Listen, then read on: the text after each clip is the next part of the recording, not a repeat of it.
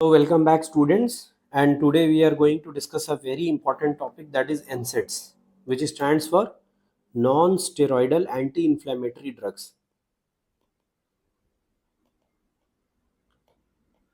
Anti-inflammatory drugs.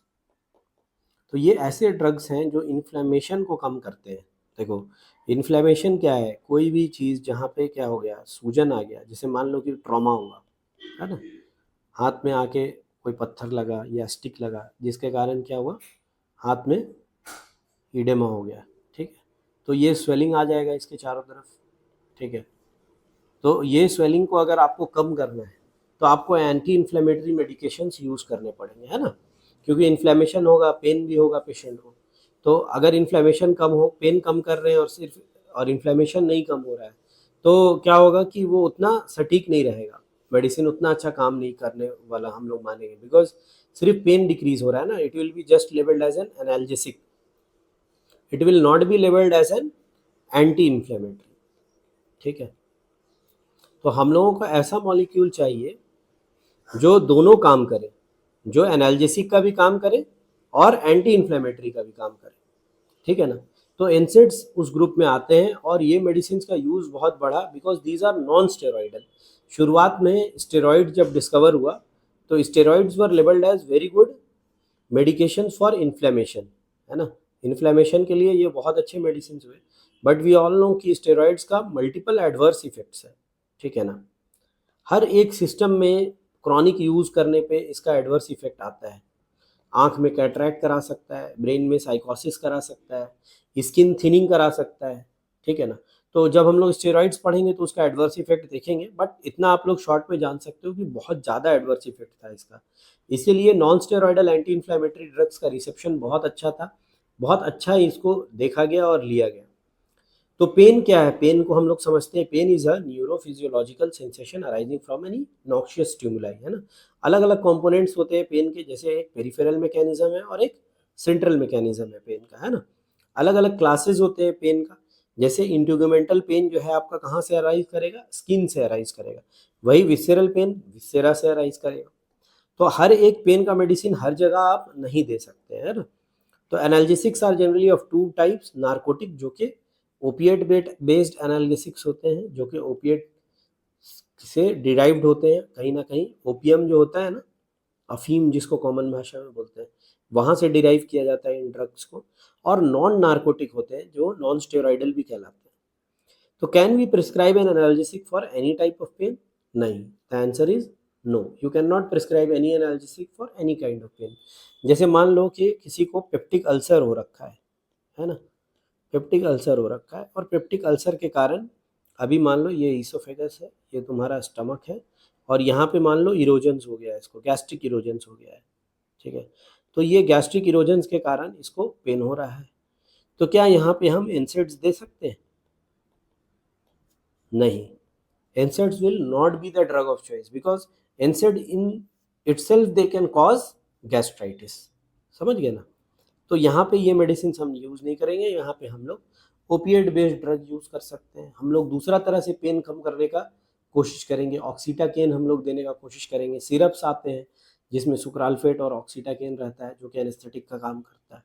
ठीक है ना, तो हर तरह का पेन में सेम मेडिसिन आप नहीं दे सकते। उसी तरह से कभी कभी एब्डोमिनल क्रैम्प्स होते हैं, है ना, एब्डोमेन में मान लो कि क्रैम्प्स हो रहा है पेशेंट को, जिसको ममोड़ दर्द भी बहुत बार हिंदी में बोलते हैं। तो उस केस में Drotin is a very good drug, है ना, ड्रोटावेरिन, ये आप दे सकते हो एब्डोमिनल क्रैम्प्स के लिए। उस केस में भी एनसेड्स आपका ड्रग ऑफ चॉइस नहीं होगा। बट मान लो किसी को चोट लगा है, उसके कारण सूजन हो रहा है, किसी को मान लो कि कोई बॉयल हो गया है, कोई फरंकल हो गया है, ठीक है ना, उसके कारण जो पेन है उसमें आप एनसेड्स दे सकते हो, क्योंकि सिर्फ एनाल्जेसिक का काम नहीं करेगा, they are also very good anti inflammatory agents. ठीक है ना, तो non steroidal analgesics are more effective in pain associated with inflammation. Inflammation often is a protective response to tissue injury, है ना। इस इन्फ्लेमेशन से क्या होता है, जो साइटोकाइंस होते हैं वो रिलीज होते हैं, और उसके वजह से जो सेल्स होते हैं वो आसानी से वहाँ पे पहुँच पाते हैं, वो पहचान लेते हैं कि किस जगह पे जा करके उनको अपना इन्फेक्शन को क्योर करने का रोल प्ले करना है। तो एंटी इन्फ्लेमेटरी और इम्यूनोसप्रेसिव्स में be required to modulate the inflammatory process and inflammation में भी अक्यूट, सब एक्यूट और क्रॉनिक इन्फ्लेमेशन, ठीक है ना। तो अगर मान लो किसी को अचानक से चोट लग गया, पत्थर से चोट लग गया, स्टिक से चोट लग गया, तो that is an acute inflammation, ठीक है। कुछ मान लो कि इन्फेक्शन हुआ था जिसके कारण इन्फ्लेमेशन है, तो वो सब अक्यूट की कैटेगरी में जाएगा। वही अगर मान लो कि किसी को बहुत दिन से कोई बीमारी हो रखा है, ठीक है, जैसे मान लो रूमेटाइड अर्थराइटिस है, ठीक है, रूमेटाइड अर्थराइटिस है, तो this is a kind of chronic inflammation, ठीक है, बहुत लॉन्ग ड्यूरेशन है। सो स्पेसिफिक मीडिएटर्स में वेरी, है ना। What are analgesics? Analgesics are drugs which decrease the perception of pain, है ना, पेन को जो घटाएगा वो एनाल्जेसिक है। Antipyretics those which decrease temperature, है ना, बुखार कम करने वाली दवाइयाँ। So NSAIDs, anti-inflammatory drugs are NSAIDs, glucocorticoids and disease modifying anti-rheumatoid drugs, जो कि हम लोग रूमेटॉइड अर्थराइटिस का जब हम लोग ट्रीटमेंट देखेंगे उस टाइम में हम लोग DMARDS को पूरा अच्छे से डिटेल में डिस्कस करेंगे। सो व्हाट आर NSAIDs, है ना। हिस्ट्री अगर देखोगे तो सबसे पहले वहाँ से हर्बल फोरक्लोर से ये आया था, विलो बार्क का जो है वहाँ से निकाल करके वो यूज़ किया जाता था, उसका छाल से सोडियम सैलिसाइलेट डिराइव किया गया और फिर एस्पिरिन को पेटेंट किया एक कंपनी में जिसका नाम था बेयर, और उसने इसको नाम दे दिया बेयर्स एस्पिरिन, ठीक है ना। उसके बाद 1949 में तुम्हारा फेनाइल ब्यूटाजोन आया, फिर 1963 में इंडोमेथासिन, और उसके बाद तो इतने सारे मॉलिक्यूल आ गए हैं कि एनसेड्स बहुत बड़ा क्लास ऑफ ड्रग्स बन गया, ठीक है ना। तो these are referred as NSAID because none of them is steroidal. All are analgesic, antipyretic, and except for paracetamol, all are anti-inflammatory. तो पैरासीटामोल में बहुत अच्छा एंटी इन्फ्लेमेटरी प्रॉपर्टी नहीं है, but it is a very good antipyretic. आज भी तुम छोटे बच्चे को भी अगर पूछोगे 5-6 ईयर्स के कि बुखार का दवा, तो बता देंगे। बूढ़े से बूढ़े आदमी को पूछोगे तो बता देगा। तो अभी भी कॉस्ट इफेक्टिव अगर देखोगे, टाइम इफेक्टिव देखोगे, सेफ्टी देखोगे, तो उस पॉइंट ऑफ व्यू से अभी भी हम लोग के पास पैरासीटामोल से अच्छा एंटीपायरेटिक नहीं है, ठीक है ना। तो वो भी एक टॉपिक है रिसर्च का, अगर तुम खोज सकते हो उससे अच्छा तो बहुत अच्छी बात है। तो they do not produce CNS depression, जैसा कि हम लोग देखते हैं कि ओपिएट्स में क्या होता है, ओपिएट्स में रेस्पिरेटरी डिप्रेशन, सीएनएस डिप्रेशन का रिस्क होता है। यही ओपिएट्स फिर डिपेंडेंस भी करा सकते हैं। और एनसेड्स के साथ एक बहुत अच्छी चीज़ है, खास करके कुछ कुछ एनसेड्स जैसे कि indomethacin are very good uricosuric drugs, मतलब ये यूरिक एसिड का एक्सक्रीशन को बढ़ाते हैं। यूरिक एसिड एक्सक्रीशन को क्या करते हैं, ये इंक्रीज करते हैं। They act mainly by inhibiting the prostaglandin synthesis. तो ये एक पूरा फिगर है जिससे कि यहाँ समझ में आ रहा है, हम लोग ग्राफिकली समझ सकते हैं ना, फ्लो चार्ट मैनर कि किस तरह से ये काम करता है। तो कोई भी स्टिमुलस आया मान लो, है ना, डिस्टर्बेंस हुआ सेल मेम्ब्रेन में जिससे फॉस्फोलिपिड्स रिलीज हो रहे हैं, ठीक है। अब फॉस्फोलिपिड्स से क्या कन्वर्ट हो रहा है, एराकिडोनिक एसिड। तो ये जो है ना, ये बेस मॉलिक्यूल होता है, ठीक है।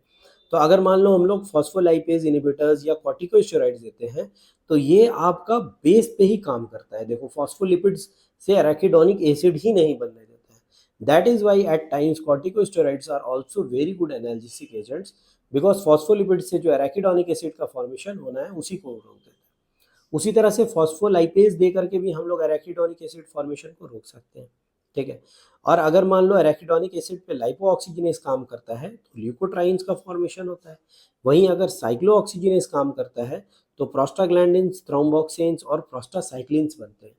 इसी को हम लोग शॉर्ट फॉर्म में कॉक्स एंजाइम्स भी बोलते हैं, जिसका फुल फॉर्म है साइक्लो ऑक्सीजिनेज, ठीक है ना। तो इसको क्या बोलते हैं, कॉक्स, साइक्लो ऑक्सीजिनेज। इसी को कम करने में हम लोगों का एनसेड्स या एसिटाइल सैलिसाइलिक एसिड यूज होता है, इसी को हम लोग टारगेट करते हैं। अभी ल्यूकोट्राइन्स जो है अगर मान लो देखेंगे हम, तो अलग अलग तरह के हो सकते हैं, जैसे leukotriene B4, leukotriene C4, D4, E4, है ना। अलग अलग ल्यूकोट्राइन का अलग अलग इफेक्ट है। जैसे ल्यूकोट्राइन B4 का अगर देखो तुम, तो फैगोसाइट का अट्रैक्शन एक्टिवेशन कराता है जिसके कारण इन्फ्लेमेशन होता है, और कॉल्चिसिन को यूज करके हम लोग इसको रोक सकते हैं। तो कॉल्चिसिन इसी वजह से गाउट में एक बहुत अच्छा मेडिसिन है। उसी तरह से C4, D4, E4 alteration of vascular permeability कराता है, ब्रोंकियल कंस्ट्रिक्शन कराएगा और इंक्रीज्ड सेक्रीशन कराएगा, जिसके कारण ब्रोंकियल अस्थमा का अटैक आ सकता है।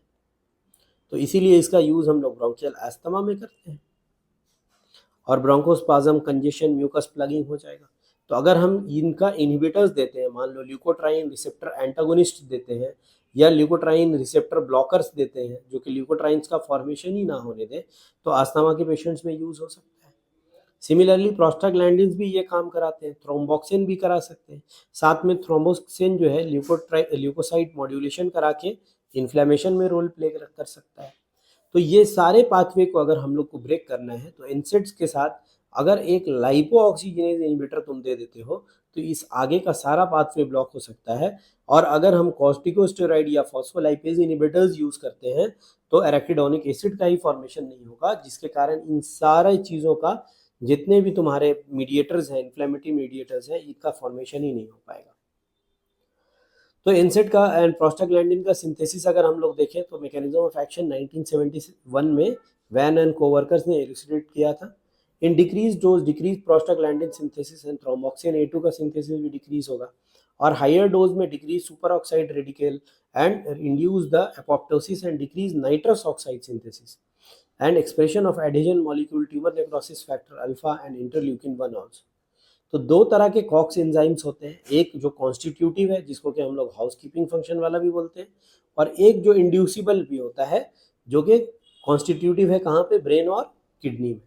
तो इसी तरह से जो कॉक्स 1 है वो कॉन्स्टिट्यूटिव है और कॉक्स 2 है मोस्ट ऑफ द प्लेसेस में ये इंड्यूसिबल है except for brain and kidney. तो ये पीजी में एमसीक्यू में पूछा था, ठीक है ना, पीजी का एमसीक्यू हो गया ये कि COX 2 is inducible except brain kidney, both brain and kidney inducible at all the places, ठीक है।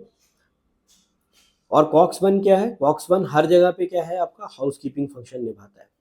तो नॉन सेलेक्टिव कॉक्स इनहिबिटर्स अगर हम लोग देखें तो ये this classification is based on the type of the group in which it is present, है ना, जिस तरह का ग्रुप उसके साथ जुड़ा हुआ है। जैसे कुछ प्रोपाइनिक एसिड डेरिवेटिव है, इंडोल डेरिवेटिव्स है ना, सैलिसाइलेट्स है। तो this is a chemical classification कि कैसा केमिकल ग्रुप उसके साथ जुड़ा हुआ है। जैसे diclofenac is an aryl acetic acid derivative, whereas ketorolac is pyrrole derivative. तो इसी तरह से ऑक्सीकैम डेरिवेटिव पायरोक्सीकैम, टेनोक्सीकैम होता है। तो अलग अलग तरह के ड्रग्स जो हैं अलग अलग ग्रुप से डिराइव हुए हैं, तो इसका एक केमिकल क्लासिफिकेशन है। ये कि अगर क्लासिफिकेशन एग्जाम में आता है एनसेड का तो आपको केमिकल क्लासिफिकेशन लिखना है, ये आप लिख सकते हो। कभी कभी नीट में आपको उल्टा पूछता है, जैसे कभी कभी पूछ देता है कि पायरोक्सीकैम इज अ डेरिवेटिव ऑफ, ठीक है, तो वो आपको याद रखना है कि पायरोक्सीकैम टेनोक्सीकैम दोनों ही ऑक्सीकैम डेरिवेटिव्स में आता है, ठीक है। तो सेलेक्टिव कॉक्स 2 इनहिबिटर्स क्या क्या होते हैं, देखिए सेलेक्टिव और नॉन सेलेक्टिव होने से बेनिफिट और लॉस क्या है। कोई भी ड्रग अगर सेलेक्टिव होता है, जैसे हमने बीटा सेलेक्टिव पढ़ा है ना, तो बीटा रिसेप्टर सेलेक्टिविटी होने से क्या फ़ायदा है कि वो सिर्फ हार्ट पे उसका इफेक्ट रहा, लंग्स पे उसका इफेक्ट नहीं रहा। उससे फ़ायदा ये हुआ कि जो एडवर्स इफेक्ट आ रहा था ब्रोंको कॉन्स्ट्रिक्शन का, अस्थमा का अटैक आ सकता था या शॉर्टनेस ऑफ ब्रेथ वाले पेशेंट को हम दे ही नहीं सकते थे, तो अब हम बीटा 2 सेलेक्टिव दे सकते हैं। उसी तरह से कॉक्स 2 सेलेक्टिव अगर होगा तो वो इफेक्ट सिर्फ साइक्लोऑक्सीजिनेज 2 पे दिखाएगा और पेन इन्फ्लेमेशन तो बहुत अच्छा कम होगा। वही जो एसिडिटी बढ़ाने का उसका रोल है, तुम्हारा अल्सर करा सकता है, वो फिनोमेना उसका कम हो जाएगा, जिसके वजह से पेप्टिक अल्सर डिजीज होने का चांसेस क्या हो जाएगा, घट जाएगा।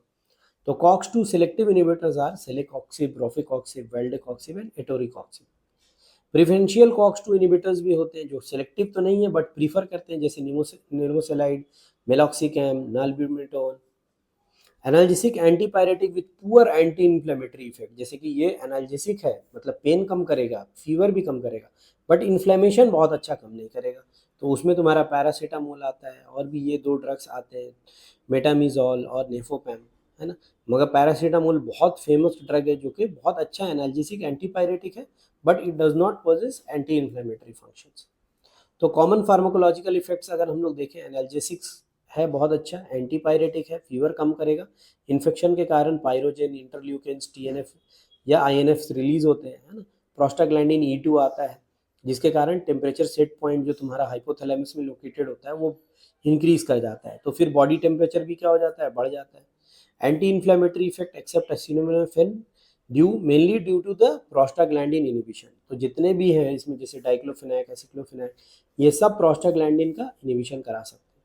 सम show to inhibit activation, aggregation, addition of neutrophils and release of the lysosomal enzymes also. And some are uricosuric like indomethacin, है ना। तो पेन एसोसिएटेड विथ डिसमेनोरिया वहाँ तुम यूज कर सकते हो। डक्टस आर्टेरियोसस का क्लोजर के लिए तुम यूज कर सकते हो।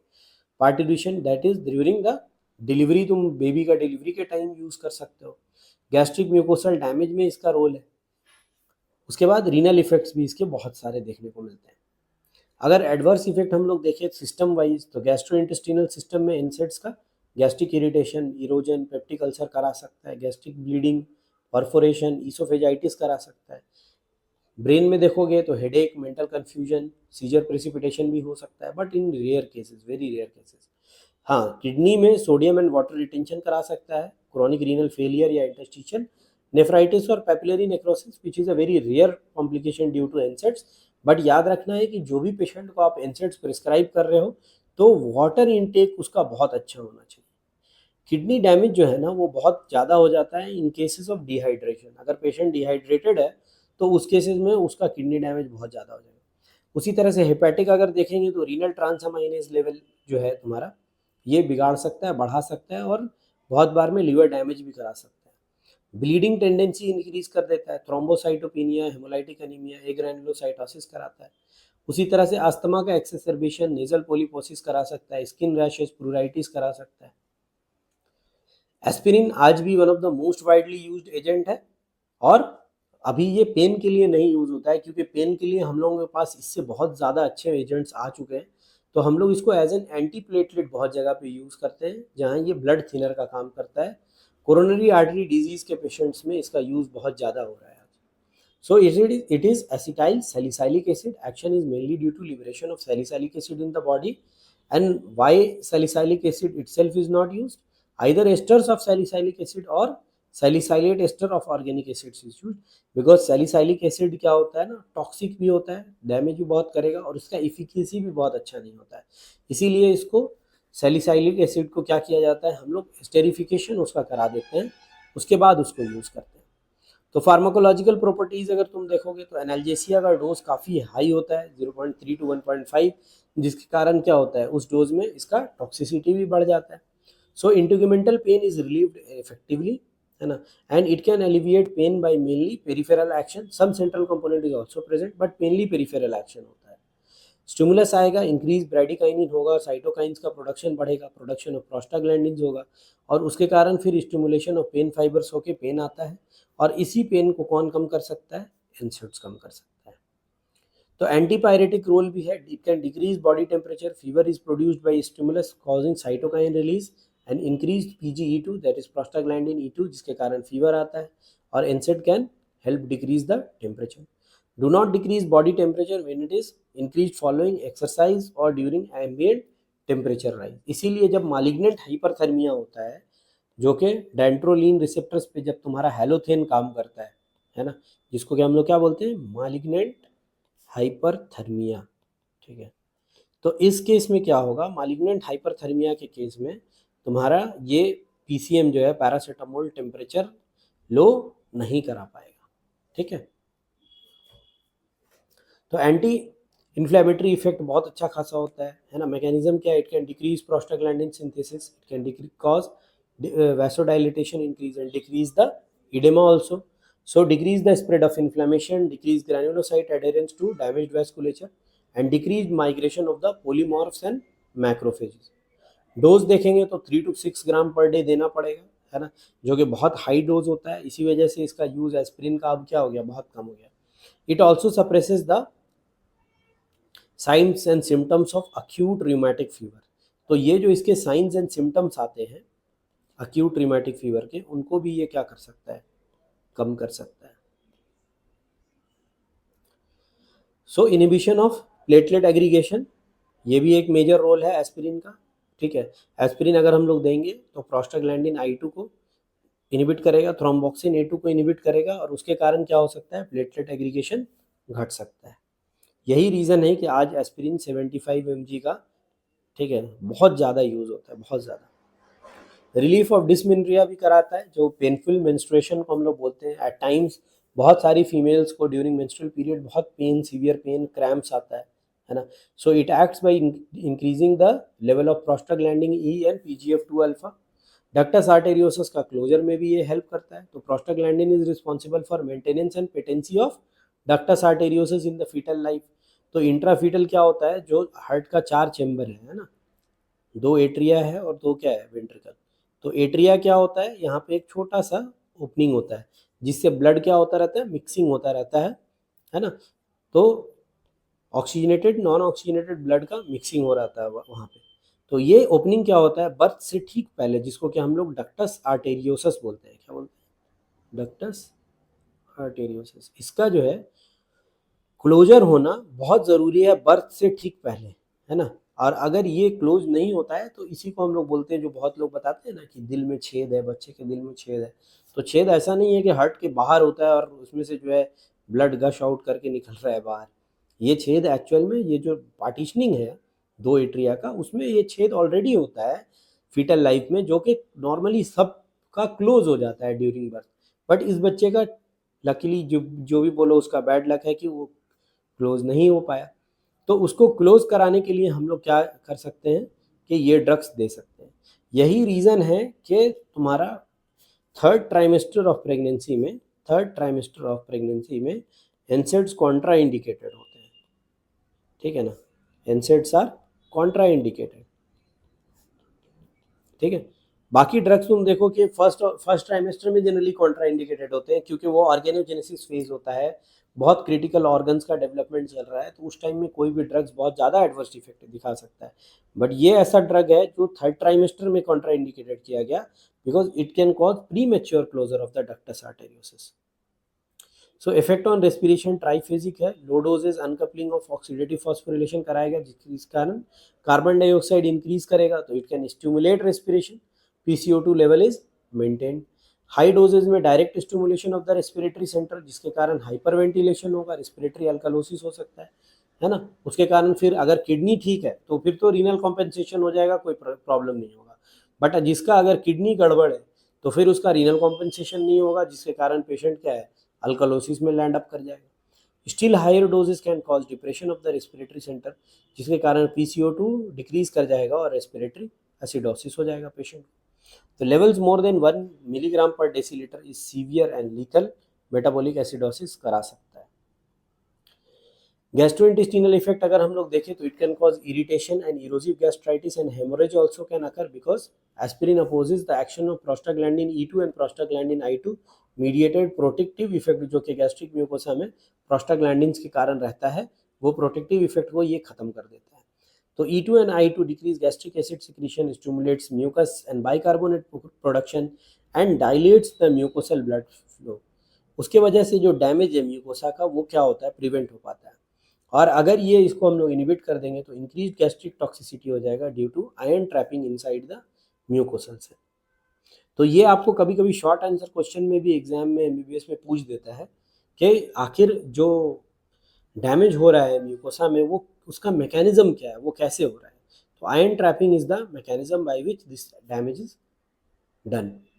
एसिड बेस इलेक्ट्रोलाइट बैलेंस भी हो सकता है, रेस्पिरेटरी अल्कालोसिस करा सकता है, it can cause increased excretion of bicarbonate, sodium and potassium, retention of salt and water करा सकता है, जिसके कारण डिक्रीज रीनल फंक्शन होकर कंजेस्टिव हार्ट फेलियर प्रिसिपिटेट हो सकता है। तो इसीलिए रीनल डिसऑर्डर हाइपोवोलेमिया के केस में तुम्हारा एनसेड्स को अवॉइड करना चाहिए। कार्डियोवास्कुलर इफेक्ट अगर हम देखें तो decrease dose has cardioprotective effect, but high doses can cause salt and water retention and decrease the haematocrit value also. Peripheral vasodilatation करा सकता है, कंजेस्टिव हार्ट फेलियर और पल्मोनरी एडेमा में, कार्डाइटिस में या कंप्रोमाइज्ड कार्डियक हार्ट फंक्शन में patients में NSAIDs should be avoided at all cost. Renal effect अगर देखोगे तो रिवर्सिबल इनसफिशियंसी करा सकता है in CHF, in congestive heart failure, cirrhosis of the liver और रीनल टिश्यूज करा सकता है। क्रॉनिक थेरेपी में एनाल्जेसिक नेफ्रोपैथी हो सकता है। इसीलिए ऐसे कोई भी पेशेंट जो बहुत ज़्यादा एनाल्जेसिक ओवर यूज़ करते हैं उसमें ये एनाल्जेसिक नेफ्रोपैथी करा सकता है। तो यूरेट एक्सक्रीशन का अगर हम बात करें तो यूरेट एक्सक्रीशन वेरिएबल होता है, less than 2 gram per day. Increase plasma urate level 2 से 5 ग्राम वेरिएबल, और मोर देन 5 ग्राम अगर हो गया तो ये क्या हो जाएगा, फिर डिक्रीज प्लाज्मा यूरेट, बहुत ज़्यादा इसमें ये हो जाएगा। तो इसीलिए आपको कोशिश करना है कि यूरेट एक्सक्रेशन को भी ध्यान में रखना है हम लोगों को, ठीक है। और अलग अलग ड्रग्स का अलग अलग इफेक्सी है इसमें, ऐसा नहीं है, हर ड्रग अलग अलग तरह से यूरिक एसिड को एक्सक्रीट कराने में कैपेबिलिटी रखता है। हाइपर सेंसिटिविटी रिएक्शन हो सकता है, ये क्वेश्चन ये बहुत अनकॉमन होता है, बट एमसीक्यू का ये फेवरेट पॉइंट है, समझे ना। तो एमसीक्यूज में रीच सिंड्रोम बहुत बार पूछ चुका है, is due to which drug, that is aspirin. Salicylate and pregnancy, long term administration अगर देखोगे तो लो बर्थ वेट बेबी हो सकता है। Administration in third trimester increase perinatal mortality, anaemia, ante and postmortem haemorrhage करा सकता है, prolong gestation and complicated delivery करा सकता है, and premature closure of ductus in the foetus is also a complication. Local irritant effect होता है इसका, coagulation करा सकता है, इंक्रीज ब्लीडिंग टेंडेंसी करा सकता है।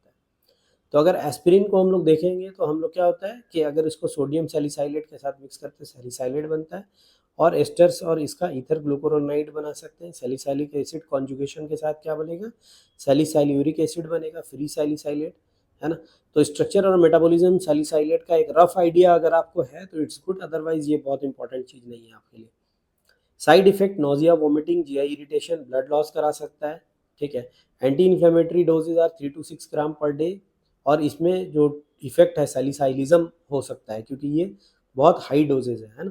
तो हेडेक, टिनिटस, डिजीनेस ये सब करा सकता है। Confusion, drowsiness, sweating, hyperventilation, nausea, vomiting, marked acid based disturbance हो सकता है, hyperpyrexia, dehydration, CVS and respiratory collapse हो सकता है, coma and convulsion and death भी हो सकता है। तो हम लोगों के लिए याद रखने वाला चीज़ क्या है, इंपॉर्टेंट चीज़ ये है कि इतना ज़्यादा डोज में इस वजह से हम लोग क्या हुआ कि एस्पिरिन का यूज़ करना हम लोग बंद कर दिए।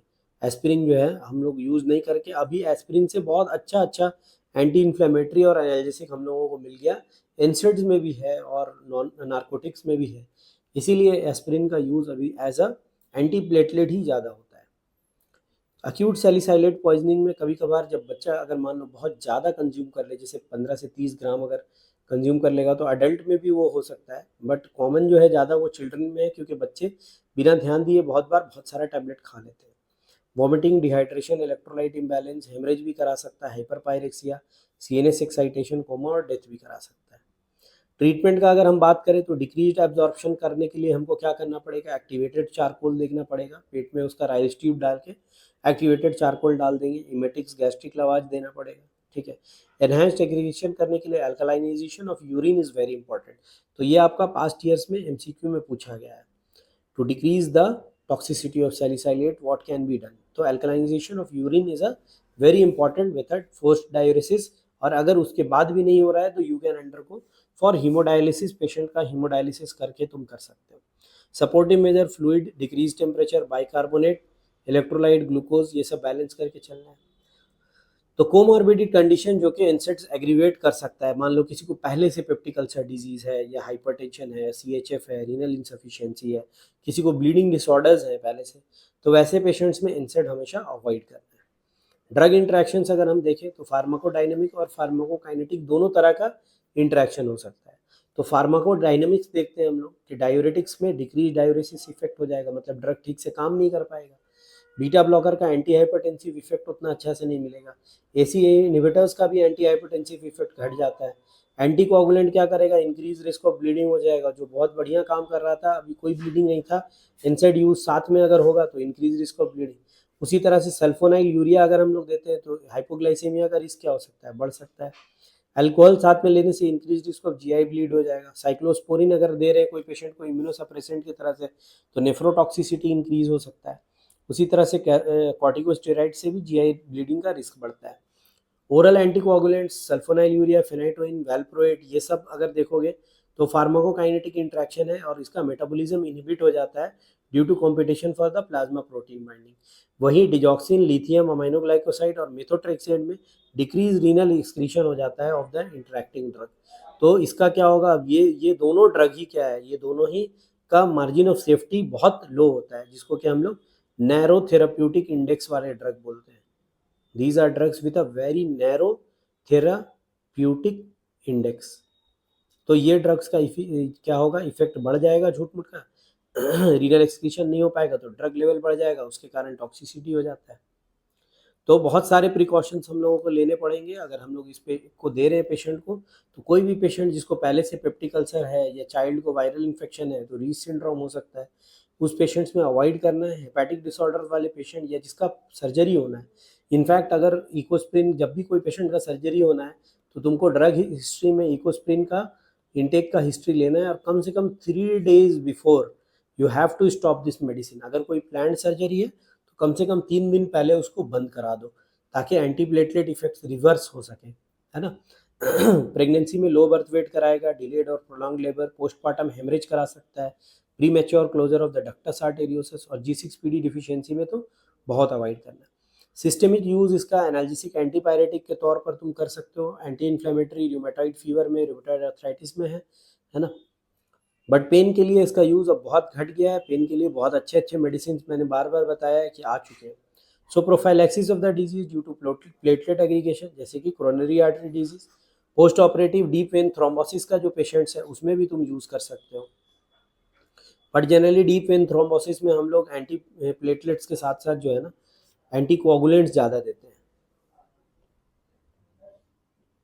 Pre eclampsia hypertension during pregnancy में भी एक्सेस थ्रोम्बोक्सिन का रोल होता है, उस टाइम में भी इसको देने में बहुत प्रिकॉशन लेना है।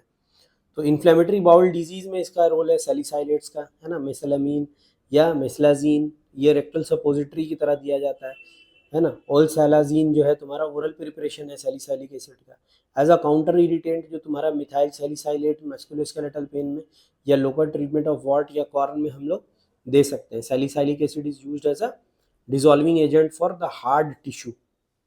Non selective reversible COX inhibitors जो है प्रोपाइनिक एसिड डेरिवेटिव्स है, these are well tolerated and decrease the but have a decreased efficacy than aspirin. Displacement reaction not significant, they can enter the brain and synovial fluid and cross the placenta. ऐसा में अगर तुम देखोगे तो Brufen is the safest. फ्लूब्रिफेन का तुम्हारा eye drops आता है जो कि आंख में डालने के लिए यूज किया जाता है, and naproxen is long acting and potent drug. Indomethacin, it is an indole derivative, is a potent anti inflammatory agent होता है और effective in rheumatoid arthritis also. तो indomethacin is a very important drug जो कि तुम्हारा gout में और rheumatoid arthritis में बहुत ज़्यादा यूज होता है। तो it can be used in gouty arthritis as well as rheumatoid arthritis. More GI upset होगा, contraindicated in psychiatric cases and pregnancy. Diclofenac अगर हम लोग देखें तो it is moderate potency, risk of GI effects ज़्यादा होता है, decrease super oxide formation at the site of inflammation, and it is used in rheumatoid arthritis, osteoarthritis, bursitis, ankylosing spondylitis, dysmenorrhea, post traumatic and post inflammatory conditions also, post op conditions. Mefenamic acid COX 1 को decrease करता है ना, और उसके वजह से ही इसका effect आता है। तो डिस्मेनोरिया में mefenamic acid is very good, osteoarthritis में भी बहुत अच्छा काम करता है। तो इसीलिए मेफेनेमिक एसिड हम लोग यूज़ करते हैं। बहुत बार तुम्हारा ट्राइनेक्सेमिक एसिड के साथ मिक्स करके आता है, तो ट्राइनेक्सा MF नाम से एक दवा मिलता है जो कि डिस्मेनोरिया के लिए बहुत अच्छा ड्रग है, क्योंकि इसमें ट्राइनेक्सा क्या करेगा, तुम्हारा ब्लीडिंग को कंट्रोल करेगा और मेफेनेमिक एसिड पेन को बहुत अच्छा कंट्रोल करेगा। उसी तरह से पैरोक्सिकैम और टेरोक्सिकैम आर लॉन्ग एक्टिंग, 2 दिन तक इसका इफेक्ट रहता है। Also decrease the level of neutrophils, है ना, decrease IgM rheumatoid factor, arthritis, ankylosing spondylitis में हम लोग यूज़ करते हैं पैरोक्सिकैम टेरोक्सिकैम। तो डिस्मेनोरिया और डेंटिस्ट्री का पेन में भी जो है बहुत अच्छा यूज़ होता है। Active metabolite of acetaminophen, one of the most commonly used NSAID, paracetamol सबसे ज़्यादा यूज्ड होने वाला NSAIDs में से है। पुअर और नो एंटी इन्फ्लेमेटरी इफेक्ट, क्यों? क्योंकि ये जो इन्फ्लेमेटरी मीडिएटर्स हैं उनको ही कम नहीं करता है, प्रोस्टाग्लैंडिन्स को बहुत ज़्यादा इन्फ्लुएंस नहीं करता है। May also act by decreasing the COX-3 in the central nervous system. It has no effect on platelet aggregation. Advantage क्या है? No change in the respiration और acid base balance of the body, कोई mucosal damage नहीं है, इसीलिए peptic ulcer disease का भी patient का पेन अगर है तो उसमें आप यूज़ कर सकते हो, and no effect on the uric acid level. So it is a quite safe and tolerated drug used in mild to moderate pain and fever. In children also it is very commonly used drug. तो paracetamol का major pathway glucuronide या sulphate conjugation से ये metabolise होता है, और minor pathway N acetyl benzoquinone से भी होता है। अगर मान लो टॉक्सिसिटी होता है तो ट्रीटमेंट के लिए तुम N-एसिटाइलसिस्टीन दे सकते हो, नैक, है ना। और बहुत ज़्यादा अगर कोई डोज में कंज्यूम कर देता है तो टॉक्सिसिटी भी हो सकता है। Fatal dose is around 250 milligram per KG. Age group small children generally paracetamol poisoning से ग्रस्त होते हैं क्योंकि उनको पता नहीं होता है ठीक से, तो कोई डब्बा उठा के ज़्यादा टैबलेट कंज्यूम कर लिए। More than 150 milligram per KG या 10 ग्राम जो है सीरियस टॉक्सिसिटी करा सकता है, और more than 250 milligram per KG की कैन कॉज डेथ ऑल्सो। तो अर्ली अगर देखोगे तो जीआई सिम्टम्स देखने को मिलेगा। 12 से 18 घंटा में लीवर नेक्रोसिस और रीनल ट्यूबुलर नेक्रोसिस हो सकता है, और हाइपोग्लाइसेमिया करा के फिर कोमा में भी पेशेंट जा सकता है। बाकी further action depends on the dose. Prevention is mainly to prevention of absorption, ठीक है। तो मैनेजमेंट में पहला कोशिश हम लोगों को करना है कि जीआई एब्जॉर्प्शन जितना कम हो सके उसके लिए गैस्ट्रिक लवाज करना है। चारकोल भी आप यूज़ कर सकते हो, है ना। बाकी N acetylcysteine is the drug of choice for paracetamol toxicity. तो ये भी बहुत बार एमसीक्यूज में प्रीवियस ईयर्स में पूछा है। सेम ओवर 20 आवर्स और 75 milligram per KG over every 4 to 6 hours for 2 to 3 dose. But initial dose जो है वो 150 मिलीग्राम पर केजी रहेगा आईवी। प्रिफरेंशियल कॉक्स-2 इनिबिटर्स अगर हम लोग देखें तो निमोसेलाइड है जो कि वीक होता है and can decrease the prostaglandin synthesis with some selectivity for COX two. It can decrease superoxide generation, platelet activating factor, metalloproteinase activity को भी इन्फ्लुएंस करता है। फ्री रेडिकल स्कैवेंजिंग करा सकता है इन द कार्टिलेज ऑल्सो, ठीक है। तो इटोडोलैक जो अगर देखेंगे हम तो it has got decrease GI toxicity. तो जाहिर सी बात है कि प्रेफरेंशियल कॉक्स-2 इनिबिटर्स जो है उनका जीआई टॉक्सिसिटी कम होगा। वहीं मेलॉक्सिकैम जो है आपका कम टॉक्सिक है। तो अगर रिलेटिव स्पेसिफिसिटी देखेंगे हम लोग कॉक्स-1 और कॉक्स-2 में, तो पायरोक्सिकैम का क्या है, बहुत ज़्यादा है ना। वहीं तुम्हारा मेलॉक्सिकैम, नैप्रोक्सेन, डाइक्लोफेनाक, ये सब का स्पेसिफिसिटी कॉक्स-1 कॉक्स-2 रेशियो क्या है, बहुत कम। तो जो जितना कॉक्स-2 सेलेक्टिव होगा वो उतना ज़्यादा क्या होगा, कम एडवर्स इफेक्ट दिखाएगा। Selective COX-2 inhibitors, analgesic, antipyretic and anti-inflammatory with less adverse effect, especially GI adverse effect क्या होगा इसमें, कम होगा। किडनी या प्लेटलेट का इफेक्ट को कोई बहुत ज़्यादा ये कम नहीं करता है। Increase risk of thrombotic events, withdrawal of rofecoxib और वेल्डिकॉक्सिब में हो सकता है। रोल इन कैंसर प्रिवेंशन में भी इसको स्टडी किया जा रहा है और अल्जाइमर्स डिजीज़ में भी इसको स्टडी किया जा रहा है। तो कॉक्स एंजाइम अगर हम लोग देखें तो साइक्लोऑक्सीजनेस साइटोसॉल है, इस तरह आपका एंडोप्लाज्मिक रेटिकुलम है, और एराकिडोनिक एसिड पाथवे से इसका होता है, और फिर प्रोस्टाग्लैंडिन्स को ये बनाता है। तो अगर इसको देखा जाए तो ये हम लोगों को समझ में आ रहा है कि जो जितना ज़्यादा कॉक्स-2 सिलेक्टिव होगा उतना कम उसका डैमेज होगा।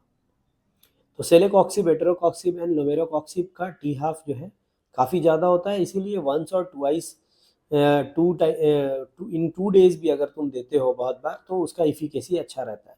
तो जो लोग पिल बर्डन से बहुत ज़्यादा परेशान हैं उन लोगों में ये देने से क्या है, पिल का फ्रीक्वेंसी घट सकता है। तो absorption is less than other NSAIDs, most are well distributed, lumiracoxib is more accumulated at the site of inflammation. तो यूजेज अगर हम लोग देखें तो arthritis, acute musculoskeletal pain, dysmenorrhea and familial polyposis में है। Prior to use risk benefit ratio to be assessed. और drug interaction इसका देखेंगे अगर तो celecoxib decreases the metabolism of metoprolol and selective serotonin reuptake inhibitors and tricyclic anti depressants, है ना। तो इन ड्रग्स का मेटाबॉलिज्म को डिक्रीज कर सकता है। टॉपिकल इंसेट्स भी बहुत जगह पे यूज होते हैं क्योंकि टॉक्सिसिटी बहुत घट जाएगा। जाहिर सी बात है कि वहाँ से एब्जॉर्प्शन भी वहीं पे होगा जहाँ पे उसका चाहिए, तो डोज बहुत कम देने से भी काम चल जा रहा है ना। मगर इफिकेसी बहुत ज़्यादा नहीं होता है, लो इफिकेसी होता है। चॉइस ऑफ एनसेड डिपेंड करता है कि माइल्ड टू मॉडरेट पेन अगर है तो पैरासीटामोल या ब्रूफेन देने से काम चल जाता है। पोस्ट ऑपरेटिव पेन अगर है तो कीटोरोलैक, प्रोपाइनिक एसिड डेरिवेटिव, डाइक्लोफेनाक, निमोसेलाइड देना पड़ेगा। अक्यूट मस्कुलोस्केलेटल पेन या ऑस्टियोआर्थराइटिक पेन में इंजेक्टेबल तुमको मेडिकेशंस यूज करना पड़ सकता है। रिमेटॉइड अर्थराइटिस में नैप्रोक्सेन, पायरोक्सिकैम और इंडोमेथसिन बहुत अच्छा काम करता है। वहीं पेडियाट्रिक पेशेंट्स में एस्पिरिन, पीसीएम या ब्रूफेन हम लोग यूज़ करते हैं, बट एस्पिरिन भी जनरली छोटे बच्चों में अवॉइड ही करना चाहिए। प्रेगनेंसी में paracetamol is the safest drug. So with this we come to the end of today's presentation. I hope कि तुम लोग अच्छे से non steroidal anti inflammatory drugs को पढ़ोगे और एनसेट्स को पूरा ध्यान से पढ़ना, इसको अच्छे से कवर करना, क्योंकि इससे बहुत सारे एमसीक्यूज प्रीवियस ईयर्स में आ चुके हैं। आगे भी एमसीक्यू पॉइंट ऑफ व्यू से, short answer question point of view से ये बहुत इंपॉर्टेंट टॉपिक है। Thank you.